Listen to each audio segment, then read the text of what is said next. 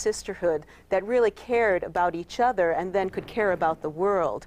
Now, you know, we were pulled apart. We were taught to be threatened, be jealous of other women. Everything was focused upon the male as the most powerful. We were supposed to not anymore just be of service, but be subservient.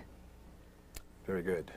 So the Gloria Steinem brand of feminism, which is the women should pick the guns up and stand in the trenches with the men, is not exactly feminism. No. No, that's a masculine overlay. Okay. Women throughout history have been really the loving, caring, nurturers, more than that. You know, they have woven the fabric of life itself. You know, the child comes out of the woman's body. She is the first teacher. She holds the spiritual truths and the moral values and transmits that. If the mother is out fighting, shooting guns, you know, what kind of moral value is that?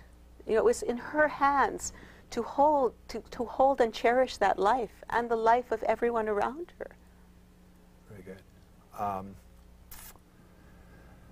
The role of sex, men versus women. Sex is the most extraordinary spiritual practice that we have at this time.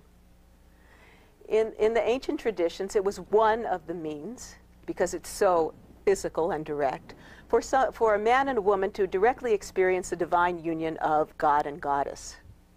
The body is a temple of divinity, very different from, you know, the wrathful, jealous God that we were raised with, who doesn't even have a consort anymore. Poor man, he has no woman to soothe him. You know, so sexuality is this a gift of being a human being. And it's an incredible way for man and woman to deeply, deeply connect, not only with each other, but with all of what I call the luminous realms of the cosmos. Because the energy is flowing, and when it's channeled correctly, you have an extraordinary experience. Now you kind of allude to the demonizing of women in this male versus female. What's the hidden history on that? Well, come on. Look at look at the Bible. Eve is known for, you know, eating of the tree and causing the fall. Just because she wanted some knowledge. Because she was curious.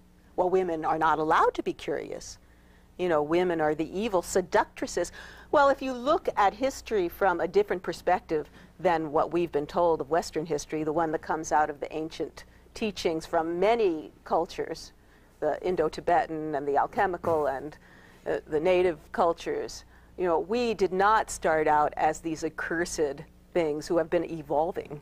We have been actually going the opposite way in a certain sense, where we started as freshly born out of the light of divinity. We were all with truth and integrity and full of light and love and harmony. And as time goes on, this process of entropy ensues, and we go from these great spiritual truths to a time right now that the beginning is called the Golden Age, and now we go to what's called the Age of Iron, and we fall. And the fall is into materialism. Not only we become very dense physically, and we become dense mentally, until we're living in a time. So the time that we live in is foretold in so many texts. We're living in a time now where the lie is the norm. You know, the world is turned upside down. Values are turned upside down. So words, for example, like the word bad, is now, oh, bad, it means good. Or mother, which should be an honorific term, is now meant as, you know, oh, you mother.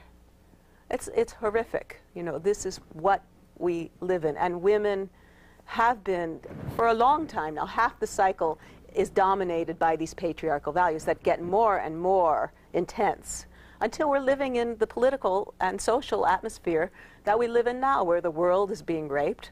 The earth itself, which is a manifestation of the feminine, is just being completely abused. You know, women, yes, are gaining power in politics and, you know, in many realms and economically, but we're losing something that's so special and valuable. You know, I'm not saying that every woman has to go back home and be barefoot and pregnant. You know, we need women to be out there. But at the same time, because no one's home, the children are being raised and manipulated by the voices of the television sets. There's no one there caring for them. They're just being completely programmed by the images of, you know, the mass media merchandising machine, I call it. So we've fallen from a spiritual domain in which people were caring and concerned about each other to a material in which people only care about material. This is a culture that glorifies the ego. The ego. The ego. And what does the ego is? Me, me, me. Mine, mine. I want this. And it's you know, we're being told that by, you know, Madison Avenue, the pharmaceutical company, all of that, we can't even live without their indispensable products. Our children are being put on pharmaceuticals. Toddlers being given, you know, mind-altering drugs. They're taught, what are they going to be taught? That their whole life will be spent on drugs, that that's the way to solve a problem. Where are our mothers? Where are our fathers? Where are the caretakers and nurturers? Where are our elders? They're being put on drugs off in some home when they should be the one, after lifetimes of wisdom and experience, they should be teaching the kids. They should be with them. And, you know, we're all rushing towards this, you know, total manifestation of ego. We're taught in the West to actually glorify the ego. Okay. Now, if we were to go in the other direction, yes, you know, could you briefly explain, you know, where that is, or what we'd have to get back to, or move forward to, or cyclically reconnect with? You know, the end of the dark age that we're in, the Kali Yuga, out of that darkness, out of that learning experience, because it all is a learning experience from the beginning to the end. We have to experience it all. We're embodied in flesh. Comes the greatest light. And in all the texts tell you that this golden age, once it cycles around like birth and death. And what happens is that there are many of, I'll use an analogy of what's going on today. We know there are many of us that are very aware of how much we are being lied to all over the world by the leaders, how the lie has become more predominant than the truth. But we're beginning to wake up from the cultural trance and see. Now, the only way to really solve the problem is within oneself, and is to come back to truth and integrity and virtue in oneself, to look at these demons that are in our minds, or the ones that are surrounding us and being put on us by these forces, and to dispel them. How? Through love. There's only love in the end. And there's compassion, not the kind of compassion that's being, you know, told to us, this compassionate conservatism, whatever it is. Passionate. Yeah, compassion. It is pure. Compassion springs out of a selflessness, out of a, you look at someone else and you see that each one of us is a manifestation of the divine, and that deep in there, even George Bush has a spark of the divine in him that has not been nurtured. We have lost that. And so what we have to do is to begin with looking into ourselves first and purifying. All the spiritual teachers will tell you this. And really, it's like looking in the mirror.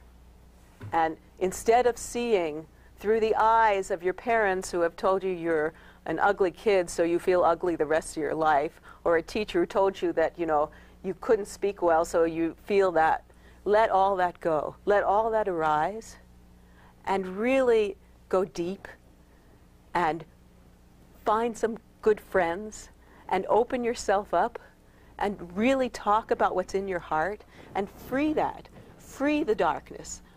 And once you can do that in yourself, and it's not an easy task.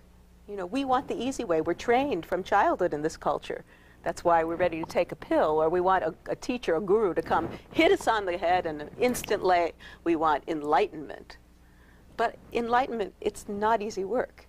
it's a deep spiritual path, and it's a deep